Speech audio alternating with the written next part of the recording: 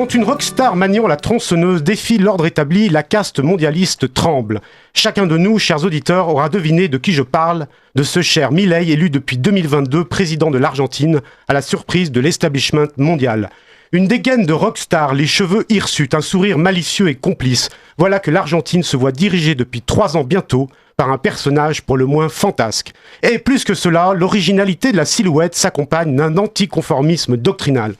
Oui, Milei se dit libéral, plus que cela même, il s'affiche paléo-libertarien, adepte de l'anarcho-capitalisme. Sur un continent, l'Amérique du Sud, gangréné par le marxisme, le péronisme et autres guérillas sanglantes, voir un adversaire de l'État accéder au pouvoir sonne comme une révolution. Milei mène une offensive contre l'ordre établi, contre l'État, les institutions internationales pour le moins inefficaces, les Davos et G7 et autres grands de ce monde qui s'autogratulent, végètent sur le dos des autres, bref, une caste mondialiste qui dépense l'argent des peuples pour le bien de ces mêmes peuples. Pourtant, Milei n'est pas élu par hasard. Les 70 ans d'étatisme et de corruption endémique en Argentine font pour ainsi dire la preuve de leur échec en plongeant le pays dans la ruine et la misère.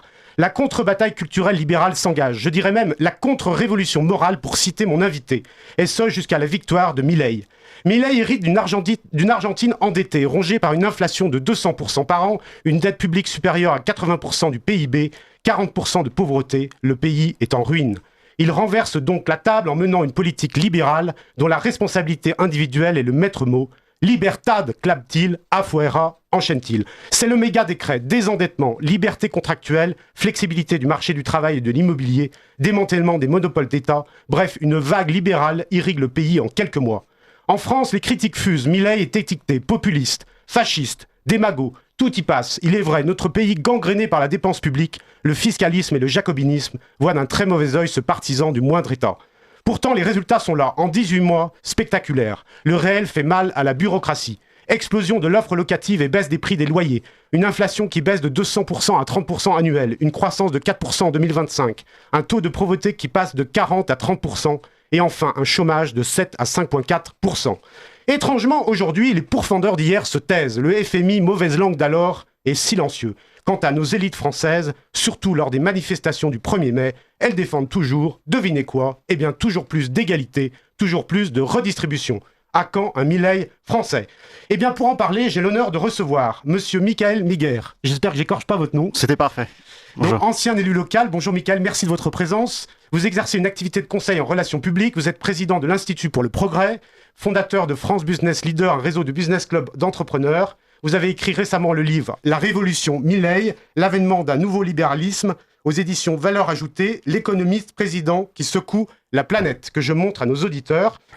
Et enfin, monsieur Romain Dominati, qui est avec nous par visio. Bonjour monsieur, merci de votre présence. Bonjour. Vous êtes entrepreneur, Head of Media chez TBSO, créateur et dirigeant du mouvement milléiste français. Vous pouvez le suivre sur les milléistes français sur X ou sur d'autres canaux, j'imagine, vous nous en parlerez. Messieurs, bonjour, merci de votre présence. Et avant de commencer, 3 sons. Pour ces sons, qui étaient une petite anecdote, on va dire dogmatique sur le sujet qui nous concerne.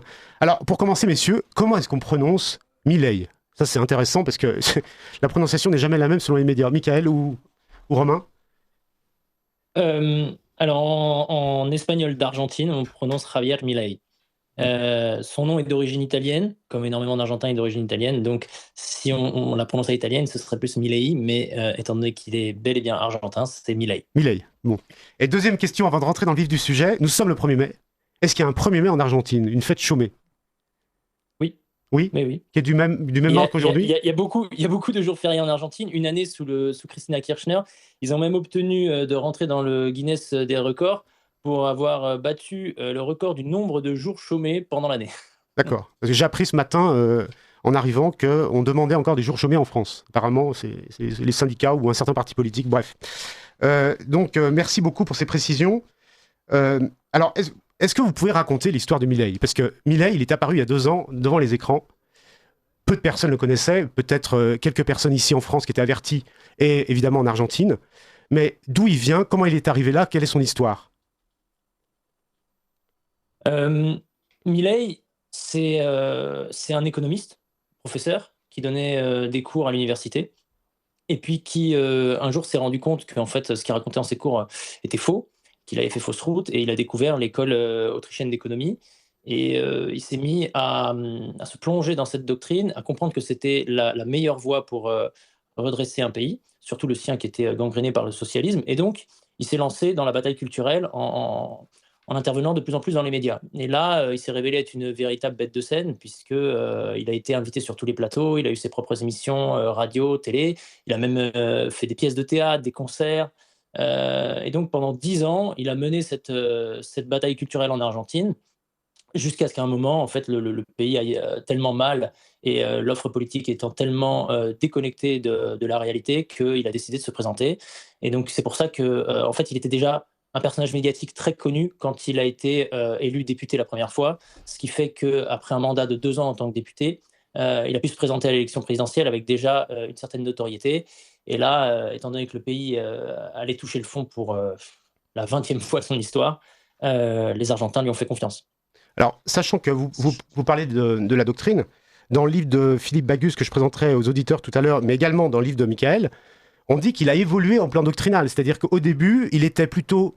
Alors, on va faire des définitions pour expliquer aux auditeurs, c'est important la pédagogie, il était plutôt minarchiste ou pour un État régalien classique, et après, il a évolué vers plutôt l'anarcho-libéralisme. Est-ce que je me trompe ? Michael ? Disons qu'il était plutôt dans le libéralisme classique, qui croyait les enseignements de tout ce qu'on enseigne dans la théorie économique, c'est-à-dire l'équilibre, notamment l'équilibre général, etc. Et puis il a découvert Rothbard et il s'est aperçu qu'en fait les hypothèses qui étaient données pour expliquer l'économie en fait étaient fausses. Par exemple, pour ne citer qu'une seule chose, le fait que l'entrepreneur n'existait pas du tout dans la théorie économique et qu'en fait quand on contestait cela auprès des théoriciens classiques actuels, ils disaient oui mais en fait l'entrepreneur il est implicite dans les quantités de matériaux qu'il peut y avoir, etc. Puis il s'est aperçu qu'en fait non, il fallait peut-être expliquer autre chose et du coup il s'est plongé dans toute cette école autrichienne, donc Rothbard notamment, Von Mises, et puis après il l'a enrichi aussi avec des auteurs hispanophones comme Jesus Huerta de Soto ou Alberto Benegas Lin Jr. qui ont placé l'entrepreneur au cœur de l'économie, qui ont surtout démontré l'impossibilité, comme l'avait déjà fait Hayek en son temps, de la planification, mais même des systèmes qui donnent une place un petit peu plus importante à la redistribution, à l'État-providence, et que lui, vivant depuis 40-50 années de déclinisme argentin, voyait dans ces idées-là la plus forte alternative, la plus puissante explication pour sortir du déclin argentin. Et ça l'a vraiment converti. Et puis depuis ce jour-là, il s'est dit, mais en fait, ce sont les idées qui sont les plus pertinentes pour décrire l'économie et ce sont celles qu'il faut mettre en avant, d'où la révolution culturelle que mentionnait Romain, pour que son pays puisse s'en sortir. Est-ce que vous diriez qu'il est anarcho-capitaliste ? Alors, il y a beaucoup de termes qui sont employés. Dans un podcast, on lui disait, en fait, il y a ça, et il y a aussi le paléo-libertarianisme. Oui, absolument, que j'ai lu dans votre livre. Voilà. Et après, lui-même a dit dans un podcast, mais au-delà de ça, les étiquettes peuvent un petit peu enfermer, donc c'est ce sur quoi il se reconnaît plus, mais au-delà de ça, il a aussi conscience qu'il ne faut pas s'enfermer dans des étiquettes, il faut donner des définitions assez larges pour que les gens puissent comprendre. Vous avez raison, on va pas rester sur les étiquettes, mais je vais rester un tout petit peu sur ces points de doctrine, parce que c'est important surtout en France, où déjà le mot libéral est un gros mot, nous sommes d'accord, et où on met tout ce qu'on veut derrière le mot libéral, et même quelquefois à tort. Alors, si on sort des étiquettes, vous avez raison, est-ce qu'il est pour la disparition de l'État dans l'absolu, ou pas, Milei ? Romain. Oui, dans l'absolu, oui, il l'est, mais comme disait Mickaël, il reste avant tout pragmatique. C'est-à-dire que c'est bien beau de parler en théorie ou de réfléchir à une utopie. En attendant, on joue avec les cartes avec lesquelles tout le monde joue. C'est-à-dire qu'il faut bien s'inscrire dans le monde réel.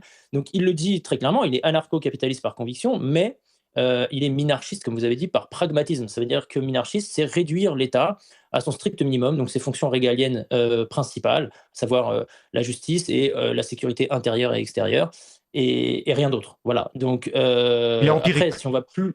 Oui, voilà, si on va plus loin et qu'on veut pousser la logique jusqu'au bout, Milei est un anarcho-capitaliste convaincu, c'est-à-dire que oui, il est contre l'existence même d'un État coercitif. Attention, ça veut bien dire qu'il y a toujours une organisation de la société, il y a toujours un moyen qui fait que les gens puissent vivre ensemble.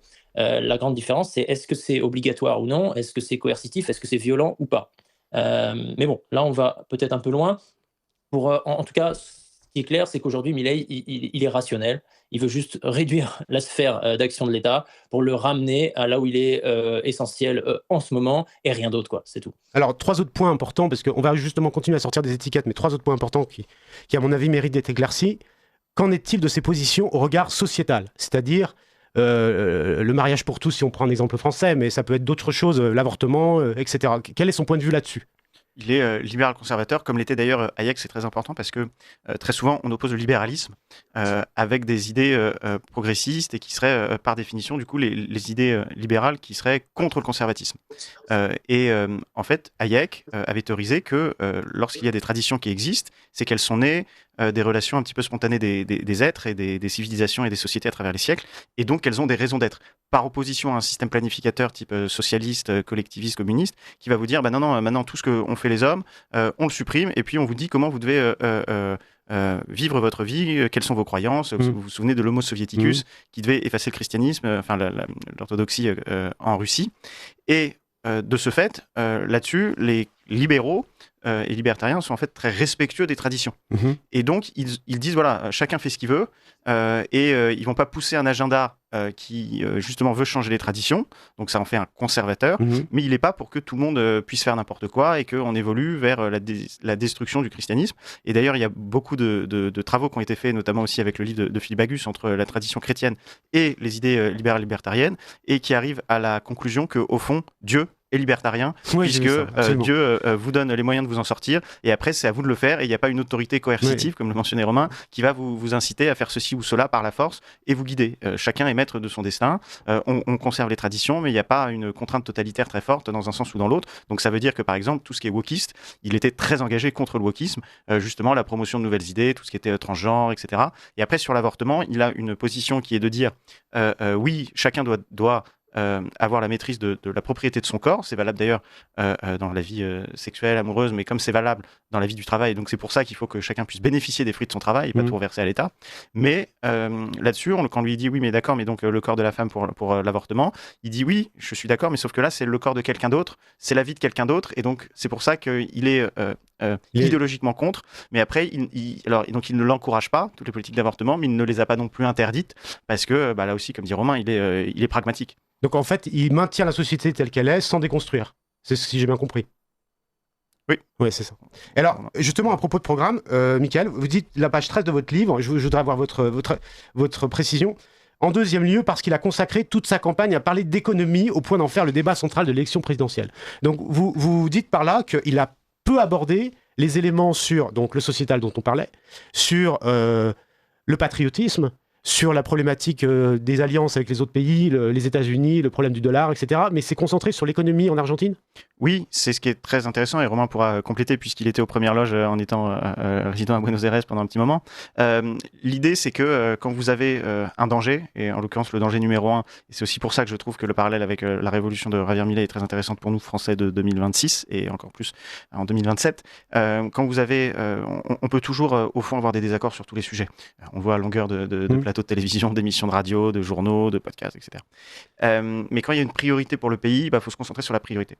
La grande priorité pour l'Argentine était les problèmes économiques, et donc il fallait pouvoir les traiter, et après vous pouvez toujours vous opposer, vous pouvez toujours débattre de mille choses, et les partis politiques, les émissions de télé sont faits pour ça, mais à un moment donné, il faut aussi empêcher un État de faire faillite, il faut empêcher que les gens continuent de s'appauvrir, parce que au-delà des chiffres, ce sont des drames humains terribles. On faisait une réunion justement avec Romain il y a quelques temps sur la cause des actifs et de la jeunesse. Au-delà des chiffres, c'est des suicides, c'est des angoisses, c'est des antidépresseurs, c'est la démoralisation des personnes, c'est beaucoup de choses qu'on peut quantifier, le recours aux addictions, etc. Et que en étant un petit peu adulte et non idéologue, il a considéré qu'il fallait avant tout traiter l'économie, sortir son pays d'un déclin, le remettre évidemment d'aplomb, et remobiliser une jeunesse pour qu'elle puisse se remettre à créer. Et après, une fois que vous faites ça, c'est la société qui s'empare de ces débats, et puis quand elle est positive et qu'elle n'est pas en train de s'autodétruire, elle peut avancer beaucoup plus fortement. Romain, vous voulez dire un mot ? Oui, je pense que Michael a pointé l'essentiel. En fait, le problème numéro 1, même pour aller encore plus en précision que simplement l'économie, c'était l'inflation. L'inflation en Argentine, c'est vraiment dramatique depuis de longues années. Effectivement, j'ai vécu là-bas longuement, et donc je me suis rendu compte, en fait, en étant sur place, que c'est très dur pour nous, Français, Européens même, de se rendre compte ce que c'est que de vivre avec l'inflation, parce que ça reste très théorique. On sait que voilà, la grande inflation en Allemagne, le Zimbabwe, des choses comme ça, mais on ne se rend pas compte ce que ça veut dire au quotidien. En fait, c'est une gymnastique intellectuelle qui est très fatigante, qui fait perdre énormément d'énergie, qui fait que les ressources sont très mal allouées dans l'économie. qu'il y a plein de décisions qui ne sont pas les meilleures, en fait, à cause de l'inflation. On peut pas faire d'emprunt, il n'y a pas de crédit, il n'y a pas d'épargne. C'est vraiment un poison, vraiment. Et elle ne faisait que d'accélérer. Et les Argentins avaient déjà vu ce scénario arriver plusieurs fois. Ils connaissaient bien la musique, hein. Ils savaient très bien qu'en fait, systématiquement, l'État dépensait n'importe comment pour faire des cadeaux à tout le monde, acheter sa popularité et en fait imprimer des billets, ce qui menait à une inflation de plus en plus élevée, ce qui menait ensuite à une faillite, un effondrement total du pays et un taux de pauvreté très élevé. Donc les Argentins connaissaient ce modèle-là, ils l'avaient déjà vécu. Il y a eu la fameuse crise de 2001.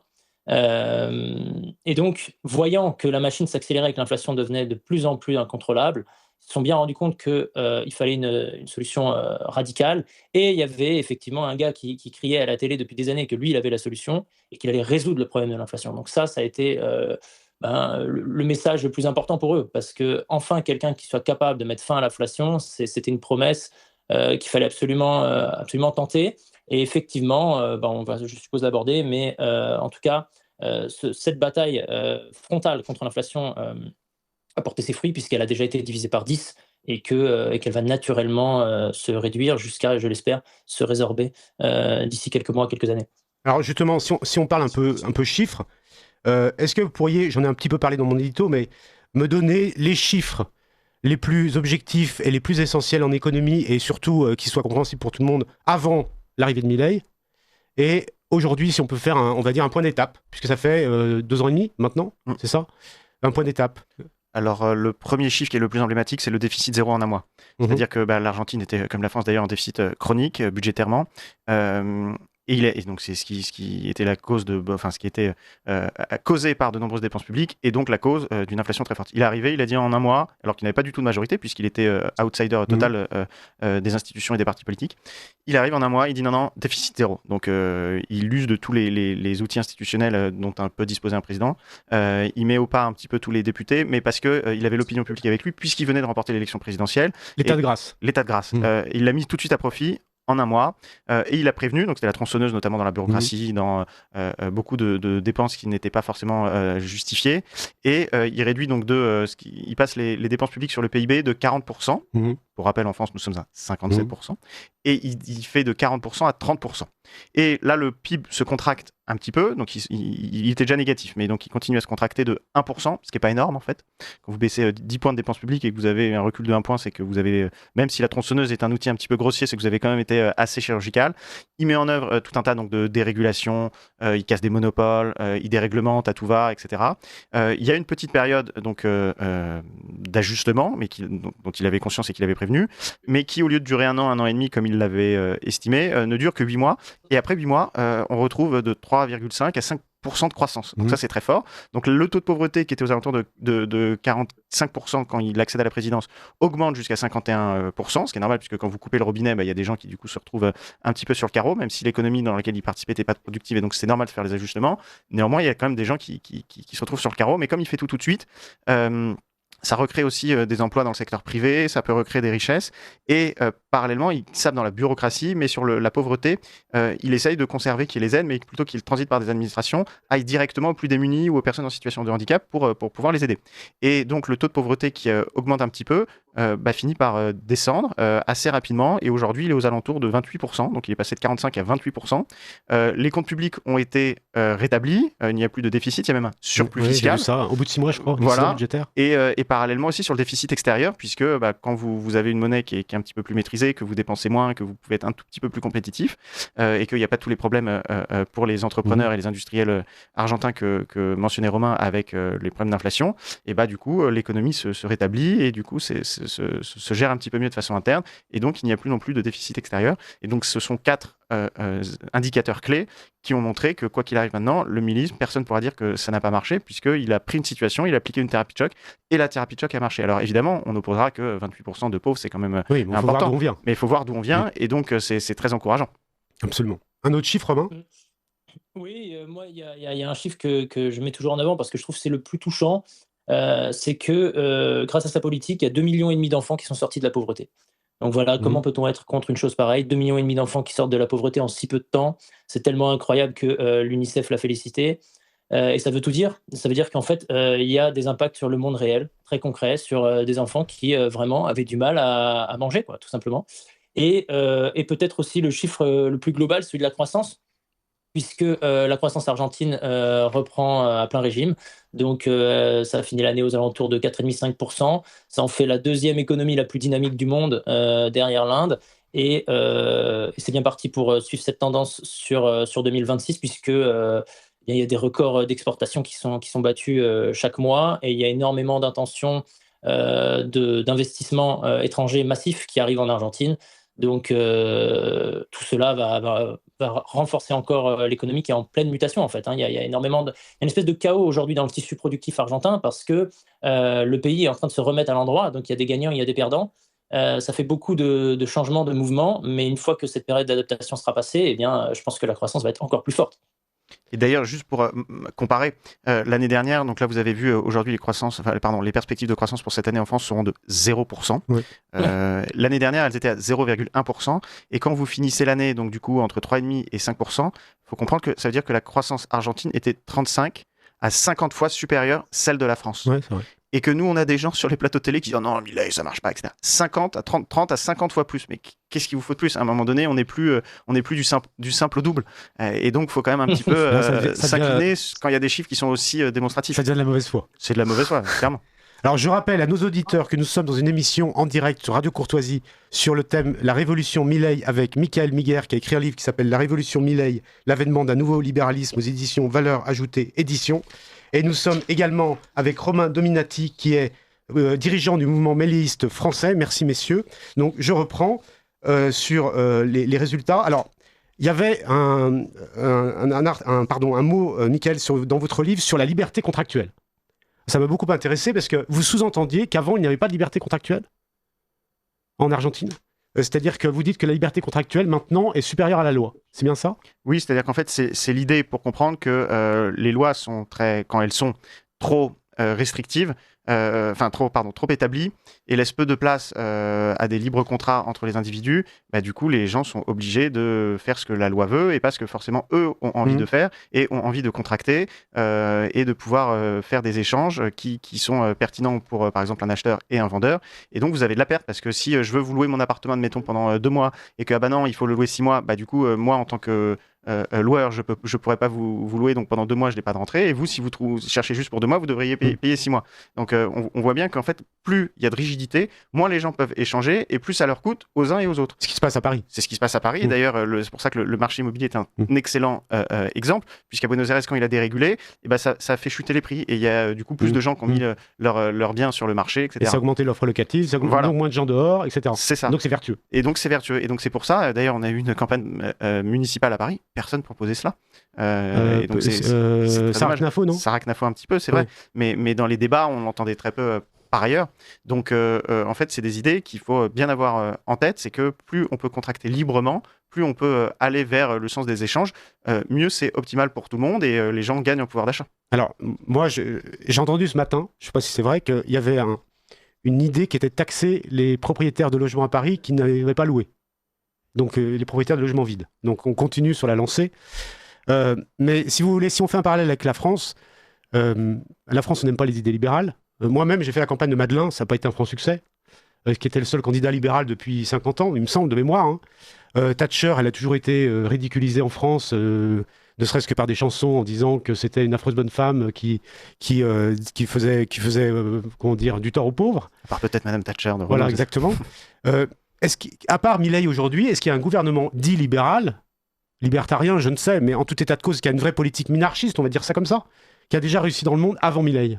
Je laisserai Romain compléter, mais quand vous regardez Dubaï, quand vous regardez Singapour, quand vous regardez la Suisse, quand vous regardez Monaco, c'est la même logique, c'est-à-dire un État qui ne va pas prendre les richesses, qui du coup attire des investisseurs, qui du coup attire des entrepreneurs. Même aux États-Unis, il y a le fameux Delaware, même à Londres, il y a la fameuse City qui sont exemptés de taxes. En fait, à chaque fois qu'il y a des grandes puissances, elles ont besoin d'une sécurité financière juridique et d'un État qui n'est pas aux abois et qui n'est pas, pour reprendre du coup la formule de Margaret Thatcher, qui finit, vous savez, qui dit le socialisme, on finit toujours par manquer de l'argent des autres. Et là, c'est exactement ça ce que vous citiez sur le taxer, les résidences, etc. Ils sont tellement avides et drogués à la dépense publique qu'ils ne savent plus comment la dépenser et qui ne savent plus du coup comment la récupérer. Et donc, ils essayent toujours de prendre là où il y en a, c'est-à-dire dans les poches des citoyens qui l'ont gagné par la force de leur travail et qui veulent d'autant plus taxer le secteur privé qui est pourtant le seul qui produit des richesses. Oui, c'est vrai. Or, tous les pays qui ont de la sécurité financière et juridique pour protéger les entrepreneurs et les investisseurs vivent beaucoup mieux. On ne voit pas un afflux massif de gens qui nous disent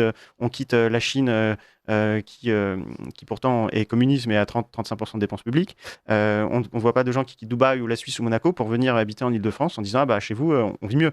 Donc à un moment donné, les choses sont quand même assez démonstratives, même si c'est vrai que pour une certaine élite bien pensante, une élite médiatique, les idées sur le nom du libéralisme ne marchent pas. Mais on a fait d'ailleurs un sondage à l'occasion d'une nuit de la liberté qu'on a fait avec Romain il y a quelques semaines, justement sur les Français et les idées libérales, pas le français et le libéralisme, les Français et les idées libérales. Et on s'aperçoit qu'en fait, une majorité de Français est pour le fait qu'il y ait un déficit zéro, et une majorité de Français pour le fait qu'on baisse les retraites, qu'on baisse le montant des retraites, qu'il est normal que les actifs gagnent mieux que les retraites, etc., etc. Donc il y a, en fait, sur les idées, sur les solutions, les Français sont d'accord. Et après, c'est vrai que le mot libéralisme, vous avez cité le score de Madelin qui est resté un petit peu dans des mémoires. Mais 3, je crois. Voilà, mais qui était aussi utilisé de façon très politicienne par certains. Néanmoins, en 2017, pourquoi Macron arrive devant Fillon au premier tour ? C'est parce qu'il incarne un libéralisme, qu'il a su parler à des entrepreneurs, qu'il a su donner quelques inflexions qui leur parlaient. Et donc, il y avait beaucoup de gens qui pensaient que Macron avait un programme libéral. Et sur certains aspects, d'ailleurs, il l'a fait un petit peu avec la baisse de certains impôts, etc. Donc, finalement, il y a quand même un président qui s'est fait lire, même s'il a fait l'inverse, sur quelques accents libéraux au détriment des autres. Alors, avant de vous donner la parole, Romain, moi je voudrais rebondir sur ce que vous avez dit à propos du mot libéral. Je pense aussi que nous sommes dans une guerre sémantique. Et d'ailleurs, vous le dites dans votre livre, et on en parle à propos du gramschisme, si on peut appeler ça comme ça, qui de droite ou libéral, qui a conduit à la victoire du Milei, où vous en parlez, je crois, et aussi Philippe Bagus dans son livre, où il dit que non seulement il y a une guerre culturelle, mais il y a une guerre sémantique pour essayer de faire de la pédagogie sur la définition des mots. Est-ce que vous n'êtes pas d'accord, Romain ? Si, tout à fait. Après, à nouveau, il faut être pragmatique. Peut-être que si le mot libéral est trop teinté en France, eh bien, il faut l'abandonner et parler uniquement de liberté. Peut-être. Parce que pour le coup, la liberté, tout le monde y est attaché, que ce soit la liberté individuelle, liberté économique, liberté de la presse, liberté d'opinion. Les Français sont attachés à ces principes-là. C'est quand même sur le fronton de tous nos bâtiments publics et c'est pas pour rien. Les Français sont un peuple qui a une histoire liée à la liberté. D'ailleurs, franc, port franc, etc. France, ça veut dire libre. Donc, la bonne nouvelle, pour reprendre un peu ce que vous disiez, c'est que c'est pas tout noir ou tout blanc. C'est que dès qu'on va vers un peu plus de liberté, eh bien, on vit mieux. Il y a plus de prospérité, les gens vivent dans un meilleur cadre et sont plus heureux. Donc, on n'est pas obligé de tomber non plus dans, effectivement, le milléisme ou le minarchisme. Il suffit d'aller vers plus de liberté pour que ça aille mieux. Et il se trouve que la France, bien, on est à l'extrême socialisme, c'est-à-dire qu'on est le pays qui a le plus de dépenses publiques au monde, donc on est le pays déjà le plus socialiste au monde, donc on ne peut faire que mieux. Donc chaque degré qui va aller vers plus de liberté améliorera le score, et ça pour le coup, vous demandiez des exemples, en fait c'est l'intégralité de l'histoire humaine dans tous les pays, toutes les cultures, tous les continents, dans tous les temps. À chaque fois que les pays sont plus libres, ils vivent mieux que les pays moins libres. Alors je vais me faire l'avocat du diable. Je trouve que c'est plutôt optimiste comme façon de voir, puisque on peut faire que mieux, quoi. Je vais me faire l'avocat du diable. Vous savez que les défenseurs de la Chine disent qu'il y a moins de liberté politique, et pourtant économiquement ça marche très bien. Oui, mais il y a plus de liberté économique. Oui, voilà. Mais il n'y a pas de liberté politique. Alors, il n'y a pas de liberté. Ça risque de leur tomber dessus un moment ou un autre, parce que une structure politique, elle peut tenir qu'un temps si elle est bâtie sur des mensonges. Et le manque de liberté politique risque de se retourner contre eux. En attendant, Mickaël l'a déjà dit, ils sont à 35% de dépenses publiques dans le PIB. Donc la liberté économique, c'est incroyable de penser ça, mais elle est supérieure. Et ensuite, ça marche bien, oui. Enfin, en attendant, aujourd'hui, je veux dire, un Chinois moyen, son pouvoir d'achat, il reste encore... je crois 4 ou 5 fois moindre que dans les pays occidentaux. Donc, ils ont un chemin à parcourir. Alors, pour rebondir sur la sémantique, et notamment sur la pédagogie, vous avez dit quelque chose de très intéressant tout à l'heure, Mickaël, sur la dépense. Et page 84 de votre livre, donc, que j'incite à acheter, tous les auditeurs, page 84, ça me fait penser à la pédagogie en économie en seconde ou en terminale. Vous dites à propos de la dépense, c'est du bon sens. Dépenser son propre argent pour soi-même, efficacité maximale. Dépenser son propre argent pour les autres, efficacité élevée. Dépenser l'argent des autres pour soi-même, gaspillage modéré. Dépenser l'argent des autres pour les autres, gaspillage maximal, essence même de la bureaucratie étatique. Alors quand on lit ça, on se dit, bah oui, c'est pareil, évident. C'est évident, et pour autant, ça continue. C'est la définition de Milton Friedman que aime beaucoup citer Javier Milei. Et c'est exactement ça. C'est pour ça que dans les principes de liberté vont très très rapidement les principes de propriété et les principes de responsabilité. Or, pourquoi ça déconne totalement en France, pour reprendre le terme de l'ancien président de la Cour des comptes socialiste Moscovici, qui disait que les dépenses de l'État étaient en roue libre, ce qui est quand même un terme très très fort, c'est parce qu'on dépense l'argent des autres et personne n'est responsable. Absolument personne n'est responsable. Vous avez des politiques qui s'expriment par éléments de langage, des journalistes qui leur posent des questions sur des sujets subalternes. Personne n'est responsable du gaspillage de l'argent public. Alors, il faut saluer qu'il y a des initiatives. Vous avez parlé tout à l'heure de Sarah Knafo qui a mené de nombreux combats là-dessus. On peut penser aussi à David Lisnard qui d'ailleurs m'a fait l'amitié de préfacer le livre. C'est un libéral, David Lisnard, je fais une parenthèse. Ah oui, c'est un libéral. C'est un minarchiste. Il est depuis très longtemps libéral. Il aime beaucoup Javier Milei. On en avait parlé un petit peu en marge une fois dans une discussion et c'est pour ça que j'ai pensé tout de suite à lui pour la préface. Et puis, je pense aussi à ce qu'a fait le travail du député à l'oncle sur l'audiovisuel public. En fait, on s'aperçoit, et c'est quelque chose qu'il faut d'ailleurs opposer assez facilement, lorsqu'on vous dit « mais non, vous voulez baisser les dépenses publiques, vous êtes les méchants, vous voulez couper dans l'éducation, couper dans la santé, vous êtes irresponsables ». Regardez où va l'argent. À France Télé, par exemple, ils ont un château. Il y a des syndicats qui ont un château, littéralement avec une piscine. Vous avez, lorsque Michel Barnier, qui est arrivé à Matignon, on a appris qu'il avait 27 000 euros de retraite par mois. Que de l'argent public. Et j'ai rien contre Michel Barnier, il n'a fait qu'être dans un système, mais ça veut dire que l'argent, en fait, il va là. Vous aviez en matière de santé, par exemple, le premier système de santé au monde il y a 25 ans. Aujourd'hui, 25 ans plus tard, on a perdu 20 places dans les classements, on a dépensé plus d'argent et on n'a pas un lit d'hôpital en plus. En Chine, vous construisez 2 hôpitaux en 9 jours. Nous, ça va dans la bureaucratie. Et l'école, enfin, on peut tirer le fil. Et à chaque fois, et c'est très intéressant, à chaque fois qu'on augmente les budgets dans les ministères, ça va pour les pensions de retraite, parce qu'ils ont ce qu'on appelle doucement et pudiquement des régimes dits spéciaux, et en fait, ça s'appelle des privilèges. Or, comme le dit très bien Javier Milei, il n'a rien contre les droits des uns et des autres. Seulement, si votre droit, il est payé par l'argent de quelqu'un d'autre, ce n'est plus un droit, c'est un privilège. Absolument. Il faut se rappeler il a dit ça il y a 2-3 mois, je ne sais plus à quel propos. Il le dit souvent. Oui, vous avez raison. Et ça, on parlait des inscriptions sur les frontispices de nos bâtiments publics. On a fait la révolution contre les privilèges et on a maintenant des gens à gauche qui sont les plus grands défenseurs des privilèges. Donc c'est pour ça qu'il faut une bataille ils vous diront que c'est pas pareil. Oui, mais les privilèges n'ont jamais aucune justification dans notre démocratie, dans notre République, normalement. Et c'est pour ça que... et un petit mot sur, quand vous disiez, le libéralisme. Milei a eu d'ailleurs cette réflexion, il a dit, avant qu'il n'intervienne dans le débat public, le mot libéralisme en Argentine était très négatif. Et en fait, lui, en rappelant haut et fort les idées libérales, du coup, l'a rendu beaucoup plus positif, parce que les gens se sont dit, finalement, je suis d'accord. D'accord, donc vous avez adopté pas la même stratégie que Romain qui dit il vaut mieux changer de mot plutôt que de s'engager dans une explication sur la sémantique. C'est complémentaire, mais il faut noter que Milei, en tout cas, a réussi à se faire élire en assumant le mot libéralisme, et donc quand on mène la bataille, ça a quand même des fruits. Et après, si on veut l'emporter, ou si on veut pas heurter, ou si on veut contourner pour aller directement, mais c'est ce que j'ai fait avec le sondage pour tester les solutions libérales, les gens, si vous allez au café du coin, leur dire est-ce que vous êtes des libéraux, les gens disent je sais pas trop exactement ce que ça recoupe. Et si vous leur demandez est-ce que vous pensez que si on vous baisse les charges, les impôts, les URSSAF, etc., l'économie marcherait mieux et vous serez pour à titre individuel, les gens vous diront beaucoup plus oui. Donc c'est pour ça qu'il faut être pragmatique. Mais si je peux me permettre, si vous leur demandez si l'école doit être gratuite, l'hôpital doit être gratuit, les transports doivent être gratuits, ils vont dire oui aussi. Oui, mais sauf que là, c'est du populisme parce que c'est jamais gratuit. Non, mais ça, je suis d'accord avec vous. Il y a toujours quelqu'un qui paye au bout. Mais nous, on parle d'un système et on dit les choses parce qu'il y a quand même, et je laisse la parole à Romain, il y a quand même 2 phrases qu'on entend souvent. C'est 1, c'est gratuit, ce qui veut absolument rien dire. Et 2, il n'y a pas assez de moyens. Ça, c'est la phrase des moyens. Ça, c'est un truc en France qu'on entend depuis 50 ans. Ce qui est un gag, mais Romain en parlera très bien. Et d'ailleurs, il en parle très bien sur ses comptes des réseaux sociaux depuis plusieurs années. Allez-y, faites un. Je vous laisse parler, Romain, sur les. Non, mais il est évident que rien n'est gratuit et que les gens pensent ne pas payer, mais ils payent quand même. Même quelqu'un qui est au SMIC, sans le savoir, il pense ne pas payer d'impôts, il paye déjà minimum 50% d'impôts. Toute personne qui travaille en France paye minimum 50%. Donc en fait, on est tous en train de payer toute la journée pour des services qu'on ne va même pas forcément utiliser. On est tous abonnés quelque part de force à l'audiovisuel public, à la SNCF, au sport public, au musée, au théâtre, à énormément de choses qui, en fait, si mon hobby c'est d'aller au théâtre tous les week-ends, très bien, mais pourquoi j'ai besoin de le faire payer par les autres? C'est pas juste ça. Donc on croit que c'est gratuit, parce que quand on va à la bibliothèque c'est gratuit, mais en fait on est tous toute la journée en train de payer. Si on fait l'addition, Si on dit aux gens, voilà combien ça vous coûte chaque année, ça vous coûte en fait 50% de tout ce que vous produisez, d'avoir tout ce Mmh. qui est soi-disant Mmh. gratuit. Est-ce que vous préférez pas avoir cet argent dans votre Bien poche? sûr. Peut-être que vous avez dépensé que 10 ou 20% pour ces services et Mmh. le reste, ce sera pour vous. Mmh. Effectivement, tout le monde serait d'accord. Et c'est la grande force d'ailleurs de Milei, c'est d'avoir prouvé qu'en fait, en disant la vérité aux gens, on peut gagner. Et ça, c'est complètement absent des débats politiques depuis, depuis 50 ans en France, voire plus. Dire la vérité aux gens, c'est-à-dire leur dire non, c'est pas gratuit. Attention, tu payes pour ça. Est-ce que tu es d'accord de payer pour ça? Ça te coûte tant par an. De dire la vérité aux gens, ça peut avoir des résultats, même dans les urnes. Et les gens finissent par comprendre et votent en conséquence. Alors, on va faire une interruption et ça tombe bien d'ailleurs parce que vous parlez du gratuit. Radio Courtoisie ne vit que grâce aux dons et n'a pas de subvention. Et donc, on va faire une petite interruption pour les auditeurs d'Appel aux dons. Vous aimez Radio Courtoisie, mais vous n'avez jamais donné?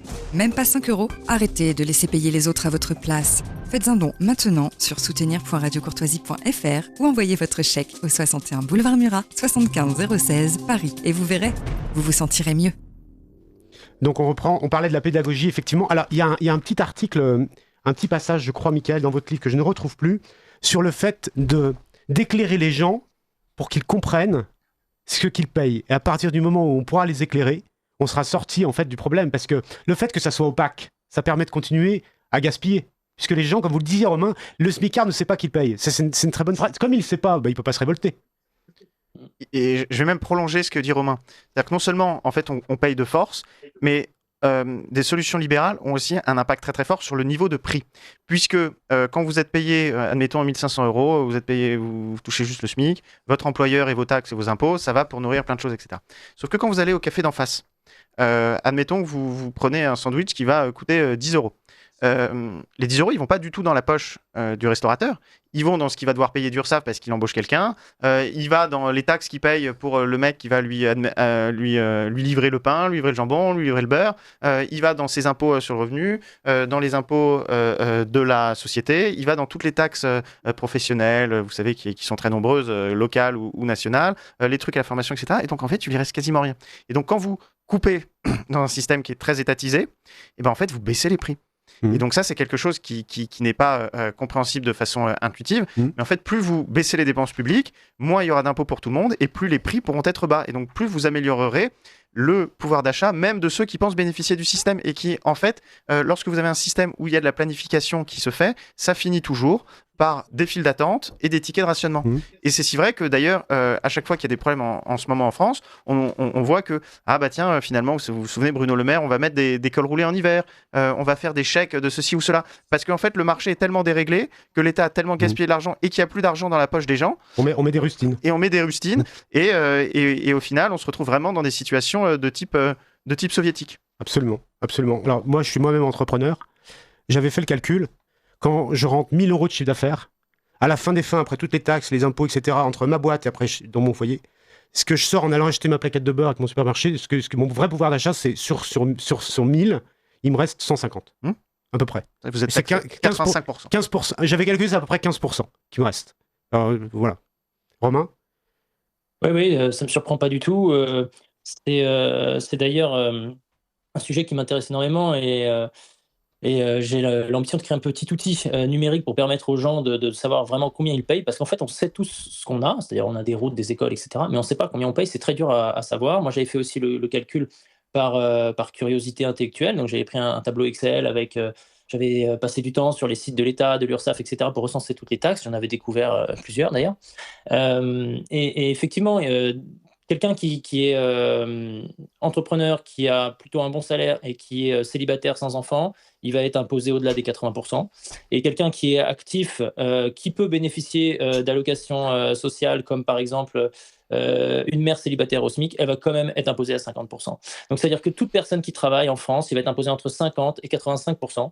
Ça veut dire qu'en fait, on est devenu le peuple le plus taxé, probablement, de l'histoire humaine. C'est-à-dire que même les serfs du Moyen-Âge ou les gars qui ont construit les pyramides en Égypte, ils étaient bien moins taxés que nous. C'est absolument anormal. Alors évidemment, on vit mieux qu'eux, puisque le reste à vivre nous permet de vivre dans un certain confort, puisqu'on est, on est au XXIe siècle. Mais tout de même, c'est injuste. Et ça, c'est le deuxième enseignement de Milei. C'est qu'il a réussi à faire comprendre que l'impôt était excessif et devenait du vol, qui était injuste, et que l'État qui se présente comme être là pour nous aider était en fait notre ennemi. C'est un changement de mentalité majeur qui fait que les Argentins se sont réveillés soudainement et aujourd'hui valide pleinement sa politique. Et juste sur ce point, pour prolonger exactement ce que dit Romain, lorsque même vous touchez le SMIC et que vous êtes dans le public, donc du coup vous êtes taxé à 50% à peu près, c'est ce qu'il dit, et vous disiez que vous êtes, lorsque vous êtes dans le secteur privé, taxé entre 80 et 85%. C'est un calcul. Non, mais oui, mais ce qui est cohérent avec pas mal d'autres calculs faits par ailleurs.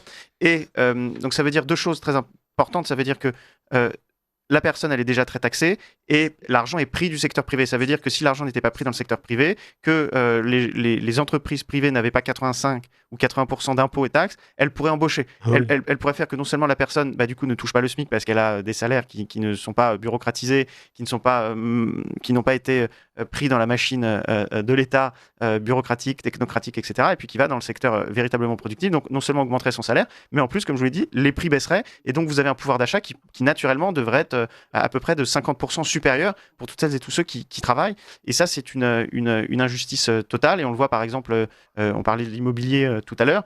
Il y a 30 ans, par exemple, il fallait 5 années de salaire médian pour pouvoir s'acheter un appartement à Paris. Aujourd'hui, c'est 25 années. Ça veut dire qu'à cause de nos politiques économiques, de nos réglementations, etc., des transferts de richesses imposés, etc., il faut travailler 5 fois plus pour le même standard de vie. Donc ça veut dire qu'on est quand même dans quelque chose qui est totalement délirant. Ce qu'on appelle une paupérisation. Une paupérisation et qui n'est pas liée au manque de travail. On entend toujours les politiques, non, il faut que les gens travaillent plus. Mais les gens travaillent déjà beaucoup. En productivité, on travaille plus, oui. C'est juste qu'on leur arrache le fruit de leur travail et c'est totalement populiste de faire croire que ça marche bien. Alors moi, je crois que vous avez touché du doigt quelque chose... Pardon, allez-y, Romain. Pardon, il suffit de voir le salaire d'une caissière ou d'un agent d'entretien en Suisse, dans n'importe quel canton. On est au-delà des 4 000, parfois des 5 000 euros. C'est pourtant le même travail. C'est juste que toute l'économie suisse est plus libre, tout le tissu productif est meilleur, ce qui fait que l'intégralité des gens vivent mieux. C'est aussi simple que ça. Donc quand on dit défendre, les classes les moins aisées, défendre les pauvres, etc., si on veut défendre les pauvres, il suffit de baisser les impôts et d'enlever des normes. C'est aussi simple que ça.